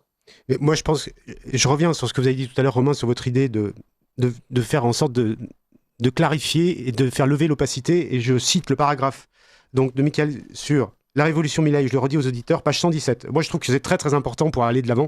La clé de la domination de l'État réside dans le fait que les opprimés croient qu'ils sont eux-mêmes l'État. C'est sur ce point que se concentre Milei. Sa mission est d'éveiller la conscience de classe des exploités en leur révélant la véritable nature du système. Milei identifie les exploiteurs comme la caste politique et qualifie de parasites, etc. Donc en 2 mots, comme dit Philippe Bagus, que reprend donc Michael, ce qui peut faire tomber les dirigeants, c'est un changement dans l'opinion publique ou en termes marxistes, un éveil de la conscience de classe. À mon avis, c'est fondamental. C'est-à-dire que tant que c'est opaque, en fait, il n'y a pas de révolution, au sens, pas évidemment révolution marxiste, mais il n'y a pas de révolte. Et d'ailleurs, au moment des Gilets jaunes, souvenez-vous, une personne disait « Mais payer des impôts, ça ne nous ennuie pas, mais où va l'argent ? Comment est-ce qu'il est dépensé ?» Donc c'est sur l'utilité de l'impôt et pas sur l'impôt même que les gens critiquent, non ? Oui, absolument. Dans un système libéral-libertarien, on me dit souvent, mais c'est quoi alors le niveau d'État, de dépenses publiques qu'il faut ? Moi, j'aurais une définition librement inspirée des idées de l'école autrichienne, etc. C'est le niveau qui est nécessaire à la bonne marge de l'économie. Donc, être en bonne santé, c'est nécessaire à la bonne marge de l'économie. Être bien instruit, c'est nécessaire à la bonne marge de l'économie. Et être en sécurité, c'est nécessaire à la bonne marge de l'économie. Ça ne veut pas dire qu'il faut que tout dans ces services soit de la bureaucratie, des emplois à vie, des privilèges, etc. Ça veut dire qu'il faut chercher évidemment le moyen le plus efficace, mais il faut néanmoins avoir un minimum, mais tout le reste, il faut pouvoir expliquer que non, en fait, les autres dépenses, ça ne permet pas d'améliorer leur sort. Et en fait, le passage que vous citez, donc il est très important, il est dans la bataille culturelle. Absolument. Et en fait, Philippe Bagus cite un papier qui, pour moi, est vraiment toute la stratégie de Milei. Souvent, les gens disent « Ah, mais c'est quoi les secrets de la communication de Milei, sa stratégie, etc. » En fait, le secret, c'est qu'il n'avait pas de stratégie présidentielle, mais qu'il avait une stratégie de bataille culturelle qu'il a repris de Murray Rothbard dans un papier qui s'appelle « The Right-Wing Populism », qui explique en fait qu'il y a un populisme de gauche qui dit exactement tout ce qu'on a décrié, c'est-à-dire « Ah, vous êtes pauvre, il faut donc que l'État s'occupe plus de vous, qu'on taxe davantage, et comme ça, vous améliorerez votre sort. » Ce qui est totalement faux, mais ce qui est populiste, mais ce qui marche dans l'opinion. Et par opposition à ça, il dit « On ne va pas faire des démonstrations des raisonnements, des argumentés, etc. auprès des élites, puisque de toute façon, en plus, les élites sont toujours un petit peu plus ou moins dépendantes de l'État. Il faut aussi s'adresser au peuple et lui expliquer les choses. Et donc c'est pour ça qu'il oppose à un populisme de gauche, un populisme de droite. Ouais. Et dans le populisme de droite, il faut dénoncer les errements d'un État trop puissant, les errements d'une caste qui en fait se gave sur l'argent et sur le dos des travailleurs. Et il n'y a que comme ça que les gens peuvent comprendre et évoluer dans les votes. Et c'est exactement ce qu'a fait Milei parce qu'il voulait populariser les idées qui étaient nécessaires pour l'Argentine de son temps. Et après, c'est devenu de plus en plus populaire qu'il a pu accéder à la présidence de son pays. Et en fait, c'est le premier à avoir vraiment adapté et appliqué la stratégie décrite par Murray Rothbard. Et en fait, c'est exactement celle qu'il faut faire, c'est-à-dire parler aux gens directement de leurs problèmes et de leur expliquer pourquoi, en fait, ils sont dans un système d'appauvrissement. Et c'est ce qui a manqué beaucoup dans le débat public. Et c'est pour ça que, par exemple, le travail de Romain que je cite dans mon livre permet aussi d'avoir des millions de vues sur quelques tweets, parce que les gens voient bien qu'il y a un problème, qu'ils payent trop, qu'il n'y a pas de service public en face qui est effectivement amélioré. Au contraire, c'est normal, puisque plus vous avez de dépenses, plus l'organisme grossit, plus vous avez des technostructures qui surveillent les autres technostructures, que vous avez des emplois à vie, qu'il n'y a plus de performance, etc. etc. Et en fait, c'est en dénonçant tout ça que les gens voient, en le formalisant, qu'on peut gagner dans l'opinion. Alors, gagner dans l'opinion, vous dites. Si on parle un peu justement de bataille culturelle, de conquête culturelle, et on revient à l'Argentine en 1930, parce que j'ai lu dans un de vos livres que le cauchemar commence en 1930, si j'ai bien compris, et s'arrête à Milei. Alors, donc ça signifie que, comme je le disais dans mon édito, il y a eu un travail de conquête culturelle pendant toutes ces années-là dans la société civile qui a permis l'arrivée de Milei, si j'ai bien compris. Oui, c'est ça. Donc vous avez vu travailler des gens dans la société civile qui ont essayé de faire comprendre par pédagogie, comme disait Romain, qu'il y avait un problème dans la société argentine. Et à un moment donné, Milei est arrivé on va dire, par le simple fait qu'on avait travaillé la société. Non, c'est lui qui l'a travaillé. C'est lui qui l'a travaillé. C'est lui qui l'a travaillé. C'est pour ça que le titre, c'est Révolution Milei. Et le sous-titre, c'est l'avènement d'un nouveau libéralisme. Et d'ailleurs, c'était une discussion qu'on avait eue lorsque j'avais fait une note il y a quelques mois sur le milléisme avec Romain, et qui m'a dit, mais tu as très bien montré, au fond, dans ta note, que le milléisme, c'est le nouveau libéralisme. Et en fait, c'est parce que Milei l'a à la fois conceptualisé avec un héritage idéologique de l'école autrichienne, mais également augmenté de nouveaux économistes, et surtout avec une force de persuasion, une force et une capacité à faire comprendre aux uns et aux autres de façon simple les principes de son libéralisme libertarien, et du coup ça a donné quelque chose d'assez paradigmatique, d'assez fort, et que je mets en opposition au marxisme. Au marxisme, tout le monde comprend, même si c'est faux, mais tout le monde comprend. Le libéralisme, les gens comprenaient moins. Là, le libéralisme, les gens comprennent d'autant plus qu'on vit dans des systèmes qui sont socialistes en termes économiques, et que du coup on a un nouveau libéralisme qui a émergé grâce à Milei, et donc qu'il a mis en avant de façon très très puissante, à la fois, comme l'avait dit Romain, dans les médias, aussi grâce à la désintermédiation des réseaux sociaux. Il a fait aussi des pièces de théâtre, on le voyait avec des coups de batte de baseball frappés sur des banques centrales fictives, etc. Et donc, à tel point que les gens ont fini par comprendre que, en fait, il y avait une alternative qui existait, qui était le libéralisme proposé par Milei. Au début, ils étaient contre, et puis après, dans le doute, il y en a qui se sont dit, mais de toute façon, tout ce qu'ont fait les autres, ça ne marche pas. Donc on va peut-être se tourner vers ce qui nous est présenté comme l'alternative, même lorsqu'elle est décriée, mais qui est l'alternative. Donc c'est Milei qui a lui-même s'est approprié et façonné le libéralisme qui existe aujourd'hui. Romain ? Oui, tout à fait. Et donc pour continuer le parallèle avec la France, puisque on évoquait tout à l'heure les chiffres français, selon vous, ça doit se faire de la même manière avec une conquête culturelle et invoquer la société civile pour aller de l'avant ? Oui, moi je pense que la stratégie à adopter, et c'est celle qu'on suit avec Mickaël et d'autres depuis plusieurs mois, c'est de faire changer les mentalités, et ensuite des responsables politiques reprendront ces idées tout simplement parce que il y a une demande. C'est leur travail aussi de sentir le vent de l'opinion et de s'y adapter. C'est aussi le jeu démocratique. Et donc c'est ce qu'on essaye de faire, chacun un petit peu de notre côté, mais avec force et cohérence, de faire comprendre tout simplement que la liberté économique, ça fonctionne. Ça semble avoir été un peu oublié en France depuis 70 ans, mais on sent un frémissement qui fait que ces idées se diffusent de plus en plus dans la société française. Je pense qu'il y a beaucoup de gens qui en ont marre aussi, qu'il y a un ras-le-bol général. Vous avez parlé des Gilets jaunes tout à l'heure, on a parlé des entrepreneurs aussi. Il y a un ras-le-bol général des gens qui sentent que voilà, ça fonctionne pas, ça va pas. L'illusion qu'on pouvait avoir dans les années 90 de meilleur système de santé, meilleure éducation du monde, etc., bon, elle n'est plus là du tout. On travaille, on a plus ce qu'il faut à la fin du mois. Donc ce ras-le-bol, il peut faire émerger ce sentiment milléiste quelque part dans la société française. Et ensuite, on verra qui pourra l'incarner. Mais l'essentiel, c'est de passer par les idées. Ouais. Quel ? Tout à fait, il faut mener la bataille culturelle. C'est pour ça aussi que j'ai fait ce livre, pour populariser l'exemple que je trouve, en plus d'un point de vue intellectuel très, très lumineux, de Javier Milei, à la fois parce que ça fait appel à des notions économiques qui sont oubliées. Un ami qui a étudié à Sciences Po il y a quelques jours me faisait son retour. Il me dit, mais en fait, j'ai appris plein de trucs où soit je suis passé moi totalement à côté lors de mes cours d'économie, soit c'est pas au programme, mais en fait, qui explique bien mieux l'économie que ce qu'on apprend. Très souvent, je fais l'analyse, qu'est-ce qu'un footballeur ? C'est quelqu'un qui est sur un terrain de football et qui joue au football. Personne ne viendrait dire qu'un footballeur, c'est un universitaire dans un laboratoire qui étudie le football. Les économistes, pour moi, de la même façon, ce sont des personnes qui sont sur le terrain de l'économie, qui entreprennent, qui investissent, qui comprennent les mécanismes. Les autres, ce sont des chercheurs universitaires sur les théories économiques, ce qui est un petit peu autre chose. Et donc, c'est pour ça qu'il faut donner le plus la parole à ceux qui sont sur le terrain, à ceux qui voient des exemples réels et qu'on peut décrier des vrais changements économiques, mais également en donnant la parole aux entrepreneurs qui sont la clé de l'économie, puisque ce sont eux qui produisent, ce sont eux qui entreprennent, ce sont eux qui permettent d'avoir des produits au moindre prix et d'avoir des produits qui existent et qui sont accessibles. Et donc, c'est pour ça qu'il faut une réunion à la fois des économistes, des entrepreneurs, des personnes qui réfléchissent, qui analysent les autres modèles pour pouvoir mener cette bataille. C'est aussi pour ça qu'avec Romain, on a fait ces nuits de la liberté, qu'on est très présent sur les réseaux sociaux, qu'on fait des podcasts, qu'on fait des tweets, qu'on fait des posts LinkedIn. Et on voit qu'en fait, le but, c'est pas nous, comme un parti politique, qui vous disons, on a un message, on vous le donne et comme ça, vous êtes d'accord avec nous. Ce qu'on dit, c'est il y a des problèmes, il existe des solutions, mais les meilleures solutions viennent des entrepreneurs, viennent de celles et ceux qui sont aux manettes de l'économie réelle et du secteur privé. Et c'est à eux aussi de s'en saisir. Et on voit, toute chose égale par ailleurs, que lorsqu'il y a eu l'attaque Zuckman dans le débat public, donc on avait un universitaire qui de gauche qui venait donner ses lumières sur le fait qu'il fallait plus taxer, etc. Très bien, qui n'a jamais travaillé dans le secteur privé.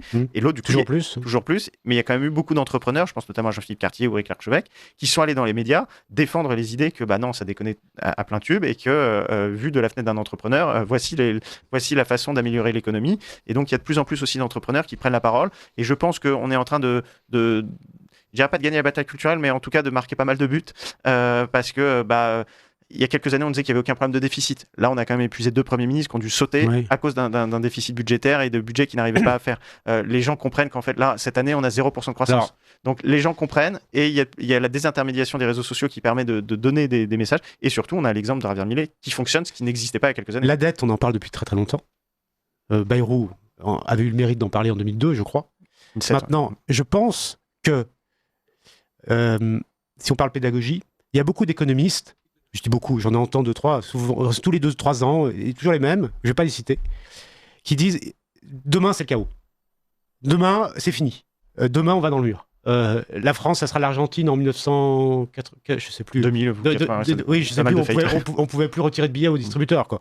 Bon, ou ça sera la Grèce. En 2 mots, ils estiment qu'on arrive au bout du processus et que si on fait rien, on tombe dans le vide. Or, on s'aperçoit qu'on tombe toujours pas dans le vide. Donc, il y a aussi un problème de pédagogie, en ce sens que si on arrêtait de crier au loup, le jour où le loup va vraiment arriver, on ne croira plus. Alors, c'est plus... Je me fais l'avocat du diable. Vous avez raison, parce que c'est un ressenti que je nuancerais justement parce qu'on a interrogé les Français là-dessus avec notre sondage. Première question, pensez-vous que les dirigeants politiques vous disent la vérité sur l'économie et le budget français ? Oui, 19%. Non, 81%. Donc les Français savent très bien que ça va beaucoup moins bien que ce que peuvent dire les politiques. Deuxièmement, là où vous avez raison dans l'opinion, c'est que par rapport à l'Argentine, quand vous avez une politique économique qui déconne sur le plan budgétaire, vous dévaluez et donc vous avez les prix qui tout de suite augmentent et vous louez tout de suite. Nous, on est protégés de façon artificielle, mais dans le temps, par l'euro. Et donc, on a une dette qui augmente. Et donc, déjà, on sacrifie totalement les nouvelles générations. C'est-à-dire que pour bien comprendre, la dette au sens du budget n'est pas calculée comme la dette de vous et moi. Nous, notre dette, c'est tout ce qu'on doit payer. La dette de l'État, c'est la somme de ses découverts. Mais la véritable dette, si on compte quand vous avez un emprunt bancaire, vous savez que pendant 20 ans, par exemple, vous allez devoir rembourser 200 000 euros. Là, pendant 20 ans, par exemple, l'État, il ne va pas rembourser sa dette. La dette, c'est juste ce qu'il a contracté comme arriéré, c'est son ardoise. Mais son vrai endettement, ce sont ses engagements, comme le serait un particulier. Et là, on n'est pas à 120%, pardon. On est à 200 à 300%. Et donc, on est en train c'est quelqu'un qui est complètement dépensier, qui va voir son banquier et qui dit, là, je sais que j'ai 100 000 euros de découvert. Donc, pour que vous puissiez me redonner 500 000 euros, on va dire que vous endettez mon enfant. Et le banquier vous dirait oui. C'est exactement ce qui se passe, ce qui est non seulement totalement immoral, irresponsable, mais en plus, du coup, à un moment donné, ça se fait sentir. Et comment ça se fait sentir sur le budget français ? Ça se fait sentir avec les intérêts de la dette. Et alors, pendant ces dernières années, on nous disait, ah, mais c'est génial, on s'endette à bas coût parce qu'il y avait le n'importe quoi qu'il en coûte, pour reprendre ce que disait David Lisnard sur les taux d'intérêt qui étaient très faibles. Néanmoins, maintenant, ils ont augmenté, ce qui est normal. Ils vont continuer à être forts, notamment du fait aussi de facteurs exogènes comme l'inflation due à la guerre en Iran et d'autres. Et donc là, on va passer de 50 milliards d'euros par an à 100 milliards d'euros par an d'intérêt de la dette, plus que le budget de la santé, plus que le budget des armées, etc. Là, on le voit, c'est les autres postes qui sont effectivement impactés. Voilà, et il y a des postes qui sont impactés, et puis il y avait Neil Ferguson qui avait dit quelque chose, qui avait fait une analyse, et qui disait, lorsque un pays ou un empire a les intérêts de la dette qui dépassent sa croissance, il périclite. Oui, qui dépasse son budget des armées, il périclite. Mais c'est déjà le cas. Et on en est exactement là. Et donc, on a un déficit budgétaire qui, en fait, a des impacts très, très forts et surtout qui démontre qu'on est incapable de maîtriser la dépense. Et donc, certes, les gens ne voient pas tout s'écrouler, mais voient que les prix augmentent. Les prix de l'alimentation ont augmenté de 25 points dans 5 ans. On ne peut plus entreprendre sans être taxé. Donc, les gens entreprennent ailleurs. Donc, il y a moins de capitaux, il y a moins d'emplois. Et donc, ça se fait lentement, mais ça se fait énormément. Alors, si je comprends bien, pour vous, contrairement à ce que disent certains, qui parlent de chaos ou de vertige pour vous, c'est une mort douce. C'est exactement, c'est une mort douce qui se fait de façon, on va dire, plus explicite sur les questions budgétaires et pas les questions économiques. Les questions budgétaires, c'est comment vous avez un tableau, vous rentrez des chiffres pour cette année. L'économie, c'est autre chose. L'économie, c'est que, comme le disait Romain, combien il y a de personnes dans la pauvreté, combien il y a de personnes qui améliorent son pouvoir d'achat, combien il y a de personnes qui peuvent bien se loger, etc. Mais sur la seule question budgétaire, c'est là que vont se concentrer tous les débats. C'est là qu'ils se concentrent depuis un petit moment, puisque moi, je faisais partie de ceux qu'on disait un petit peu les Cassandres. On disait non, mais là, on a quand même des lourds problèmes en termes d'endettement, etc. On disait non, mais ça va. Et puis après, on dit, ah bah tiens, finalement, il faut trouver 5 milliards en plus. Finalement, c'est pas 5, c'est 20. Puis finalement, c'est 40, 45. Puis finalement, notre déficit, il est plus à 3,5, il est à 6%, etc. Ou 7% projeté, etc. Et donc là, ce qui peut se passer, c'est qu'en matière d'endettement, à un moment donné, les gens disent là, votre taux, vous estimez qu'il est à 3,5%. Nous, on estime que vous êtes incapable de faire des efforts. On va vous le mettre à 3,7, voire 4%. Et donc là, c'est 10, 15, 12 milliards qu'il faut chercher en plus. Et les politiques, comme ils refusent de faire tout travail dans ce sens, sont incapables de le faire. Et donc, mais là, comment on fait ? On ne peut pas se réendetter. Donc là, il y a des mécanismes qui se font soit par Bruxelles, soit par le FMI. D'abord, ce serait plutôt Bruxelles, qui peuvent se mettre en place. Et où, du coup, il y a des demandes qui peuvent être imposées par l'extérieur. Et ce qui, d'ailleurs, je pense, on en parlait avec l'économiste Robin Rivaton, peut plaire à un certain nombre de politiques qui vont se dire, finalement, regardez, nous, on était les gentils, on voulait vous laisser tout gratuit. Et puis les méchants bruxellois, les méchants autrichiens, les méchants allemands, etc., ils nous ont obligés. Donc nous, on a dû prendre des responsabilités, couper quelque chose. Mais nous, on reste les gentils, on va continuer là-dessus. Ça, c'est le risque. Et c'est pour ça qu'il faut faire de la pédagogie pour dire que c'est pas qu'un problème budgétaire, c'est un problème économique global qui n'est pas que inventé ou de la créativité de gens qui sont un peu Cassandre, mais que c'est très réel. Et quand on parlait des Gilets jaunes tout à l'heure, ou même si on compare avec les votes de partis un petit peu contestataires que sont LFI ou le RN, on voit bien qu'il y a une exaspération et que les gens voient bien que les politiques et le prix de l'essence est 1 euro plus cher que lors des Gilets jaunes. Oui, mais ça a des conséquences terribles, silencieuses pour les gens qui travaillent parce qu'ils ne peuvent pas aller sur les plateaux de télé dénoncer tout ça, mais qui ont des conséquences terribles au quotidien. Juste sur le sondage, on avait posé justement l'avant-dernière question, c'était de dire, pensez-vous qu'en 2027, un candidat permettrait d'améliorer votre pouvoir d'achat ? Non, 81%. Donc ça veut dire que les gens sont en fait désabusés des politiques et qui voient bien qu'il y a modèle démocratique. C'est une faillite en tout cas du modèle démocratique tel qu'il est, avec les représentants politiques qu'on a, avec un certain système continue à entretenir. Mais c'est pour ça qu'il y a de la place pour une solution alternative et qu'il faut avancer à fond dans ce sens en mettant tous les efforts dans la bataille, parce qu'en fait c'est les seuls qui peuvent au fond intéresser les gens sur leur propre sort. Romain, est-ce que si on revient sur l'Argentine, c'est 1990, c'est ça la crise 2001. C'est 2001 quand il y a eu la grosse crise. Oui, pardon, 2001. Est-ce que vous connaissez... on pourrait faire un parallèle entre les chiffres de 2001 en Argentine et ce qui se passe aujourd'hui en France ? Ou est-ce que c'est pas comparable ? Ah non, c'est pas comparable. C'était une situation très particulière où ils avaient fait absolument n'importe quoi. Ils avaient inscrit dans la Constitution que 1 peso, donc la monnaie argentine, valait $1. Donc on peut écrire ce qu'on veut dans la Constitution, mais après il y a la réalité du marché qui nous rattrape un jour ou l'autre. Donc ils ont dépensé l'argent comme des dingues puisque leur peso valait $1. Moi, quand j'habitais là-bas, je m'amusais de leur demander ce qu'ils faisaient avant 2001 parce qu'il y avait des récits absolument incroyables où le chauffeur de taxi, il emmenait toute sa famille en vacances aux Bahamas pendant 3 semaines. Ils ont appelé ça la période de la présidence champagne parce que ils pouvaient boire du champagne tous les jours. Enfin, c'était la fête totale dans le pays. Puis, sauf qu'un beau jour, les gens, ils ont dit, bon, bah maintenant, ils sont où les dollars? Et puis évidemment, il n'y avait pas de dollars. Donc tout s'est effondré du jour au lendemain. Donc c'est pas comparable. D'accord. Donc ils ont artificiellement établi un taux de parité. Oui, C'est ça? oui. Et donc du coup, Basé sur rien. Ouais, Basé d'accord. sur rien. Donc ça a duré quelques années, et puis à un moment, ça s'est effondré. Moi, bon, évidemment, tout ce qu'a dit Michael est vrai. Donc, je veux dire, je ne vais pas minorer la situation catastrophique dans laquelle la France est et surtout se dirige de plus en plus vite. Mais là où je suis un peu pessimiste, c'est que justement, les Argentins, ils avaient connu cette crise de 2001 et ils en avaient connu plein d'autres. C'est-à-dire que l'Argentine, dans son histoire, vous l'avez dit, depuis le début du XXe siècle, elle avait fait une vingtaine de fois faillite. Donc, c'est-à-dire que les gens, une vingtaine de fois, ont vu leur État être mis en situation de faillite avec, comme vous l'avez dit, la queue devant les banques pour retirer son argent, les tickets de rationnement, le manque de nourriture, etc. Et donc, ils ont dû vivre ça une vingtaine de fois en tant que peuple pour enfin choisir une solution radicale à la Milei. J'espère que ce ne sera pas notre cas. J'espère qu'on n'aura pas à toucher le fond et encore moins qu'on aura à toucher le fond une vingtaine de fois avant de se réveiller. Alors, il nous reste 10 minutes. Avant d'aborder vos projets et pour les mettre en avant, notamment Romain sur le mouvement milléiste et vous aussi, Michael, j'aimerais aborder un dernier point qui concerne ce qu'on appelle en France le souverainisme. On parle de souverainisme, c'est un gros mot. Bon. Et notamment des gens qui défendent les taxes douanières, qui défendent un pays, on va dire, fermé commercialement et qui permet de protéger ce qu'ils disent, ce qu'il y a à l'intérieur. Qu'est-ce que fait Milei sur ce point-là? Sur les taxes douanières, sur les frontières, sur les échanges? Ben, si je puis me permettre, ouais, c'est un point très intéressant.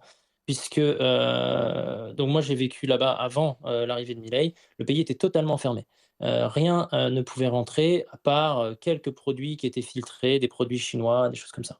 Ce qui fait que, effectivement, l'économie interne était soi-disant protégée, l'industrie argentine était protégée de la concurrence internationale, mais ce qui fait que, elle s'est effondrée totalement. Ils ne savaient plus rien produire, des choses très simples, hein, des poignées de porte, des seringues pour les hôpitaux, des lances à incendie pour les pompiers. Ils ne savaient plus le faire parce que, ils étaient plus mis en concurrence. Donc, les entreprises, si elles rataient, elles étaient subventionnées. Ce qui fait que la qualité n'a fait que de baisser, baisser, baisser, au point que, bah, ils avaient carrément perdu le savoir-faire. Donc c'est gravissime pour un pays, gravissime. En plus de cela, donc le gouvernement kirchneriste, péroniste précédent, enfin les gouvernements successifs, ont inventé des taxes à l'exportation. Donc pour vraiment bien, bien enfermer le pays, il n'y avait plus rien qui rentrait et sortir des denrées. Donc c'était surtout la production agricole ou minière, était taxé, puisque c'était le seul endroit où en fait l'État pouvait encore trouver de l'argent à prendre, puisque l'économie en interne était complètement appauvrie, et que de toutes les façons il n'y avait pas de droit de douane puisqu'il n'y avait rien qui rentrait. Donc ils se sont mis à taxer les exports, ce qui a été à nouveau catastrophique. Les producteurs ont été de moins en moins menés à produire en fait. Donc s'ils augmentaient leur production, les taxes augmentaient d'autant plus, puisque à travers les années ça n'a fait que d'augmenter. Donc Milei, ce qu'il a fait, c'est que ça c'est son premier chantier d'ailleurs, hein, d'un point de vue macroéconomique, ça a été de faire sauter toutes ces barrières. D'abord, de supprimer ces impôts, c'est les premiers impôts qui ont été supprimés, ces impôts à l'export. C'est pour ça qu'aujourd'hui, l'Argentine bat des records d'exportation dans tous les domaines, et d'ouvrir le pays. Donc comme je vous disais tout à l'heure, il y a des gagnants, il y a des perdants. Donc les perdants, c'est toutes les entreprises qui étaient maintenues artificiellement en vie sur le marché argentin parce que Subventionné, etc. ouais, producteur de poignées de porte, il n'était jamais mis en concurrence. Donc maintenant, il y a des poignées américaines ou françaises ou allemandes qui arrivent. Bon, elles sont de bien meilleure qualité au meilleur prix. Forcément, lui, il va avoir un problème. Il a intérêt à se mettre à jour ou à mettre la clé sous la porte. Et puis d'autres qui vont pouvoir rentrer dans le jeu de la compétition mondiale et devenir les meilleurs. Et donc, on voit déjà des entreprises argentines qui arrivent à être très performantes, non seulement dans les secteurs hydrocarbures, on va dire économie primaire, mais aussi dans les nouvelles technologies. Il y a des entreprises argentines qui sont très bonnes en e-commerce, par exemple, et qui arrivent maintenant à concurrencer les meilleurs. Donc, c'est un assainissement très puissant pour l'économie. Et de vouloir vivre dans une bulle, Donc il n'y a ça ne pas de marche droit de pas. douane. Il n'y a pas de droit de douane en Argentine. Ah, il y en a encore, hein, Il y en a attention, le encore. chemin on n'est pas passé Mais de il 100 veut à à terme 0 il veut à en terme 2 ans et demi. les effacer, les droits de douane, les mettre à zéro? Ah effectivement, oui, c'est l'objectif. Une fois que les entreprises argentines seront compétitives, il n'y a aucune raison pour maintenir des droits de douane. Donc c'est un marché ouvert qu'il souhaite, Et c'est un marché ouvert entre pays qui sont libres. entre pays libres. Notamment, c'est sa grande idée, c'est entre démocratie libérale pour commercer, puis ceux qui ont des systèmes plus dirigistes, ne pas commercer avec eux de la même façon. D'accord, très bien. Parce qu'ils trichent.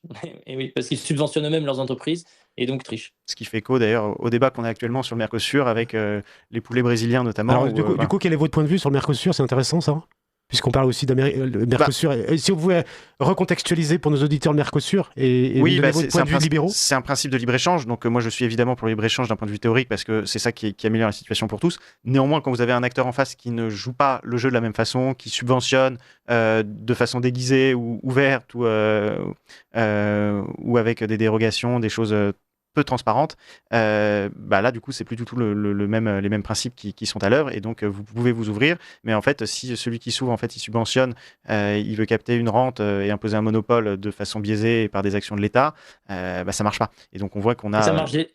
La logique fonctionne des deux côtés. Quand on a un des acteurs qui est étouffé par des normes qui viennent de l'Union européenne et donc les agriculteurs européens qui ne peuvent pas travailler sur un pied d'égalité, oui, dans le principe, le libre-échange, c'est bien, mais quand tout le jeu est biaisé et qu'en fait, il n'y a plus de marché, c'est compliqué. Aux États-Unis, Trump fait la même chose, non? Il subventionne ses entreprises pour l'export, non? C'est pas ça? Il fait surtout aussi avec ses droits de douane. Oui, c'est ça. Coup, ils font du protectionnisme. Donc c'est pour ça qu'il faut rester sur les principes, mais il faut aussi regarder la réalité. Alors la monnaie qui est un sujet très épineux et très complexe. Que fait-il Milei sur la monnaie? On l'a accusé, peut-être à tort, vous allez me dire, d'être trop rattaché aux États-Unis et inféodé à Trump. On a parlé de la monnaie et de la dollarisation. Est-ce que vous pouvez me donner un point de vue, un petit point là-dessus? Oui. Pour moi, c'est une fausse critique. Déjà, tous les États empruntent tout le temps. Il faut le savoir. En ce moment même, la France est en train d'emprunter. L'Argentine, elle, n'avait pas le droit d'accès aux marchés financiers internationaux pour des raisons non seulement de manque de confiance des marchés envers l'Argentine qui a fait faillite plein de fois, mais en plus des raisons purement contractuelles où avec en fait, des anciens prêts contractés auprès du FMI lui interdisent d'emprunter sur les marchés. Donc l'Argentine avait des échéances à payer en janvier dernier, d'anciens prêts contractés par les gouvernements précédents et ne pouvait pas y faire face malgré l'excédent budgétaire dégagé par Milei. Donc il a dû faire ce qu'on appelle rouler sa dette, c'est-à-dire emprunter pour pouvoir remplacer une ancienne dette par une nouvelle, ce que font tous les pays du monde, en le faisant auprès des États-Unis, puisque ils étaient prêts à lui accorder un prêt. Pourquoi ils étaient prêts? Tout simplement parce qu'il y a des alignements économiques, stratégiques et idéologiques entre les États-Unis et l'Argentine. Et donc, c'est un peu comme une entreprise qui a assaini ses comptes et qui va voir son banquier, qui dit voilà, maintenant, je fais le bon élève, regarde, je sors du bénéfice chaque mois, est-ce que tu es prêt à me faire une petite rallonge? Oui, donc effectivement, les États-Unis ont prêté. Ils ont prêté en 2 temps. Ils devaient prêter, en fait, il y avait un échange de devises pour un swap pour 20 milliards et un prêt pour 20 milliards supplémentaires. Finalement, Milei a pris que les premiers, en disant qu'il n'avait pas besoin des seconds 20 milliards, et il a déjà remboursé ces 20 milliards empruntés, et il a pu faire son roulement de la dette. Donc en fait, il n'a créé aucune dette nouvelle, il a assaini la situation, il a simplement compté sur une bonne relation qu'il a avec son banquier américain. Donc pour moi, c'est un vrai non-sujet. Et puis après, pour le côté de la monnaie, eh bien, il a aussi assaini énormément la situation. Avant, en fait, si vous voulez, vous aviez un taux de change officiel que personne ne pouvait utiliser, et il y avait un taux de change parallèle qu'ils appelaient le blue, qui était le taux de la rue, quoi.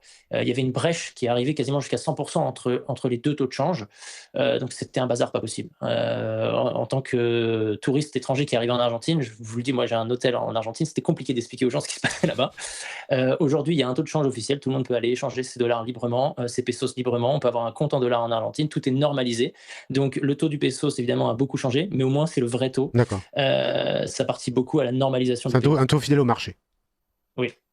Alors, il nous reste 3 minutes avant de conclure. Ce que je vous propose, est-ce que vous pouvez, chacun de vous, en dire plus sur votre activité en relation avec notre thématique et sur votre agenda en relation aussi avec la thématique libérale en France, ce que vous faites, ce que vous attendez éventuellement de nos auditeurs, s'ils peuvent faire quelque chose, comment vous communiquez et effectivement quel est votre agenda. Michael, vous voulez commencer? Oui, très bien. Parce que vous avez 1 minute. Eh ben, très bien, donc en 1 minute, n'hésitez pas du coup pour en savoir plus à acheter le livre, Oui, évidemment, alors, je vais leur dire que vous avez la gentillesse de promouvoir. Pourquoi? Parce que ça a tous les éléments pour comprendre la révolution qui est en cours, qui est, je trouve, à la fois fascinante et qui est le meilleur exemple de réussite économique d'un pays depuis des décennies. C'est la première fois aussi qu'on peut rappeler des principes économiques où à la fois Millet et je pense un économiste bien supérieur à de nombreux qui sont étudiés et qui en même temps est quelqu'un qui a transformé un pays. Donc c'est rare d'être à la fois et économiste et d'avoir une transformation positive d'un pays à cette échelle. Donc je pense que c'est le numéro 1 de l'histoire là-dessus. Deuxièmement, donc pour populariser et pour faire exister l'espace d'une thérapie de choc, d'un renouveau, d'un redressement de notre pays. Du coup, j'organise des nuits de la liberté. Donc, on rassemble des économistes, des entrepreneurs, des personnes engagées dans un théâtre. Donc, on l'a fait 2 fois au Théâtre Hébertot. Et des particuliers peuvent venir? Les particuliers peuvent venir. C'est comme un théâtre. Donc, et vous communiquez comment? On communique sur les réseaux sociaux. Donc, n'hésitez pas à me suivre. Donc, Michael Miguer. Et puis aussi, on a des comptes. Ça s'appelle donc les comptes La Nuit de la Liberté ou Nuit de la Liberté sur Instagram, sur X, Twitter, mon LinkedIn aussi. Je communique beaucoup. Très bien. Voilà. Et puis, j'ai fait un sondage donc avec un partenaire qui s'appelle les Actifs Anonymes, justement pour montrer qu'il existait et pour tester l'espace libéral dit radical mais de bon sens qui existe. Et pour terminer là-dessus, on a fait la dernière question de notre sondage qui était de dire: seriez-vous prêt à voter lors de la prochaine élection présidentielle pour un candidat qui proposerait une thérapie de choc, c'est-à-dire déficit zéro, baisse des dépenses et baisse des impôts pour relancer la croissance? Et à ma grande surprise, le oui était à 68%, dont par exemple 80% pour les sympathisants du RN. Donc ça veut dire qu'en fait les gens comprennent bien plus l'économie que le font les responsables politiques, mais c'est en se mobilisant toutes et tous qu'on arrivera à faire bouger les lignes. Merci. En 30 secondes, Romain, s'il vous plaît, 40 secondes. Merci pour l'invitation. Et effectivement, la même chose, suivez-nous sur les réseaux, sur X, sur Facebook, sur Insta, les milléistes français, on continuera à défendre. Donc le mouvement Les Milléistes français, je dis bien aux auditeurs, Les Milléistes français, qui n'est pas un parti, mais un mouvement. Non. C'est ça. Allez-y Romain, pardon. On continuera à défendre toutes les idées de la liberté et à tous ceux qui veulent s'inscrire dans cette grande bataille culturelle. Également, j'ai d'autres projets avec le groupe TBSO d'Éric Larchevêque pour défendre les idées de la liberté. Vous en saurez plus bientôt. Donc, les Nuits de la Liberté, comme indiqué tout à l'heure. Merci monsieur, merci messieurs, merci pour votre présence. Je rappelle à nos auditeurs, donc, La Révolution Milei, l'avènement d'un nouveau libéralisme de Michael Miguer sur Valeurs Ajoutées Édition. Je parle également du livre L'ère Milei de Philippe Bagus, qui est aussi excellent. Achetez-les, parce que là, vous allez en avoir pour votre argent, puisqu'on parlait tout à l'heure de pédagogie et de valeurs ajoutées. Et nous nous retrouvons dans un mois pour une prochaine émission. Vive la France!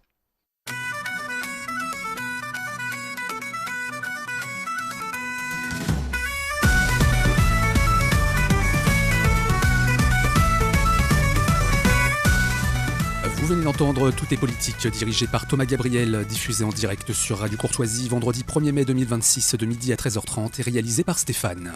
N'oubliez pas que Radio Courtoisie est une radio culturelle associative. Afin de sauvegarder une indépendance absolue, Radio Courtoisie refuse toute ressource publicitaire. Radio Courtoisie ne vit que grâce à ses auditeurs. Aidez-nous à demeurer libre, rendez-vous sur soutenir.rc.fr et accédez à l'ensemble de nos archives à partir de 5 € par an. Si vous le désirez, nous pouvons vous faire parvenir un enregistrement de ce libre journal.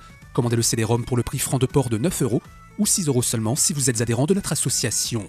Je vous rappelle notre adresse, Radio Courtoisie, 61 boulevard Murat, 75 016, Paris.